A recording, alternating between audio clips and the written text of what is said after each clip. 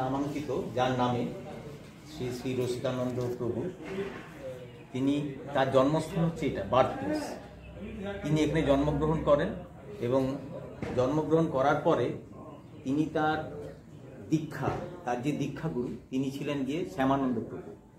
শ্যামানন্দ প্রভু এবং রসিকানন্দ প্রভু দুজন মিলে গুপ্ত বৃন্দাবন অর্থাৎ গোপীবল্লভপুর যে মন্দির বা গোপীবল্লভপুরের যে স্থান মাহাত্ম্য আমরা দেখি, সেটা রসিকানন্দ প্রভুই সেখানে তার কর্মস্থল এবং তার দীক্ষাস্থান কর্মস্থল যাই বলুন কেন সেটাই। এবং শ্যামানন্দ প্রভুর কিন্তু জন্মস্থান হচ্ছে কি ধারেন্দা, এনে কিছুটা গেলে খড়গপুরের পাশে কলেকুণ্ডার পাশে ধারেন্দা বলে একটা জায়গা আছে, সেখানে শ্যামানন্দ প্রভুর জন্মস্থান। তিনি এসে রসিকানন্দ প্রভুকে দীক্ষিত করেন। রসিকানন্দ প্রভু তার দীক্ষা নিয়ে এবং এই সারা উৎকল এবং আমাদের বঙ্গভূমি, এটা আমাদের অ্যাকচুয়ালি উড়িষ্যা ছিল, একসময় উড়িষ্যা ছিল, ময়ূরভঞ্জ রাজার আন্ডারে ছিল সেই সময়। তখন তো বঙ্গ বলে কিছু ছিল না, তখন অঙ্গবঙ্গ কলিঙ্গ, এটা কলিঙ্গর আন্ডারে ছিল।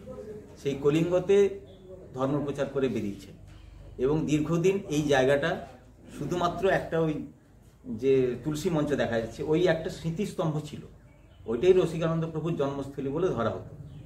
তবে এখনো পাথর মানে মাটি খুঁড়লে রসিকানন্দ প্রভুর যে বাবা ছিলেন তিনি খুব বড় লোক, মানে খুব ধনী ব্যক্তি ছিলেন, এখানকার প্রায় রাজা সমতুল্য।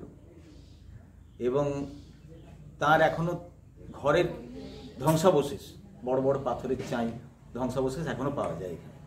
এবং তার অনুমান করা হয় যে বাড়িটা ছিল ওই মন্দিরটা যেখানে প্রতিষ্ঠা হয়েছে ওইখানেই তার বাড়ি ছিল, ওই জায়গাটাতেই মন্দিরটা হয়েছে। দীর্ঘদিন পড়ে থাকার পরে এখানকার সুধী জন যারা একটু এটা তাগিদ অনুভব করলেন যে এখানে একটা মন্দির প্রতিষ্ঠার দরকার, তারা চারিদিকে এই মন্দিরটা পুরোপুরি দানে হয়েছে, চেয়ে চিনতে সবার কাছে হাত পেতে সবার কাছে দান গ্রহণ করে মন্দিরটা তৈরি হয়েছে। মন্দির তৈরি হয়েছে আজ থেকে 10 বছর আগে।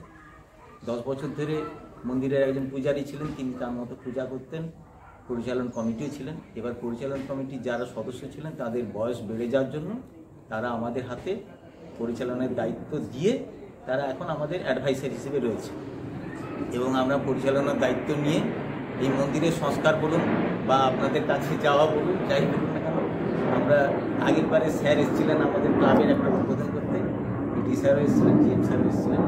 আমরা তার কাছে একটা আবেদন রেখেছিলাম যে এখানে একটা ধর্মাচরণ, বিশেষ করে সবাইকে নিয়ে আনন্দ উপভোগ করছি, সেটা হচ্ছে রসিকানন্দ প্রভুর জন্মস্থান। রসিকানন্দ প্রভু আর শ্যামানন্দ প্রভু, শ্যামানন্দ প্রভু ছিলেন রসিকানন্দ প্রভুর গুরুদেব এবং রসিকানন্দ প্রভু ছিলেন শ্যামানন্দ প্রভুর শিষ্য।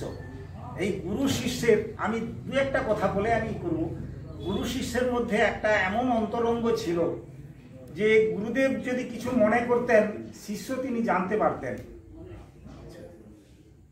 গুরুদেব যদি কিছু মনে মনে করতেন যে এটা বোধহয় রসিকানন্দ রসিককে দিয়েই করানো সম্ভব, রসিকানন্দ প্রভু তিনি কিন্তু অন্তর্যামী জানতে পারতেন।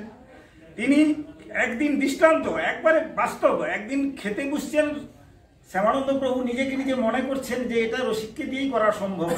রসিকানন্দ প্রভু হাত ধুইতে মনে নেই, হাত ধোয়ার মতন অবকাশ নেই, গুরুদেব কষ্ট করে আবার আমার কাছে খবর পাঠাবেন, আবার আসবেন, তিনি কিন্তু সেই হাত ধোয়া হাত এঁঠো অবস্থায় তিনি পৌঁছে গেছেন। দেখলো হঠাৎ কি হলো রসিক, তুমি না গুরুদেব আপনি, বলে তুমি লুকাচ্ছ কি? তখন মনে হয়ে গেছে যে হাতটা লুকাচ্ছি। বলে কি বাবা তুমি লুকাচ্ছ কি? না বাবা এইরকম, আমি সঙ্গে সঙ্গে জানতে, এইরকম ধরনের তিনি অন্তরঙ্গ ছিলেন। তাই এই রসিকানন্দ প্রভু নবচৈতন্য অনিরুদ্ধ অবতার গৌরহরি আমাদের স্বয়ং, তিনি আজকে কলিতে কলিযুগে নাম বিলানোর জন্য তিনি আজকে অবতীর্ণ হয়েছেন। এটা আমাদের কিন্তু গর্বের কথা। শ্যামানন্দ প্রভু, এটাতে আমরা খুবই উপকৃত হলাম। আমরা আপনাদের জন্য করিনি, প্রভু আমাদের দ্বারা করিয়েছে, আমার কোম্পানি দ্বারা করিয়েছে। আর আমার যে এমডি হচ্ছেন শ্রী অরুণ সারা, উনি এসব কৃষ্ণর খুব বড় ভক্ত, উনি খুব ভক্তি করেন। জয় জয় শ্রী গুরু নিতাই। ওনার কাছেও যখন বলা হয়েছিল তো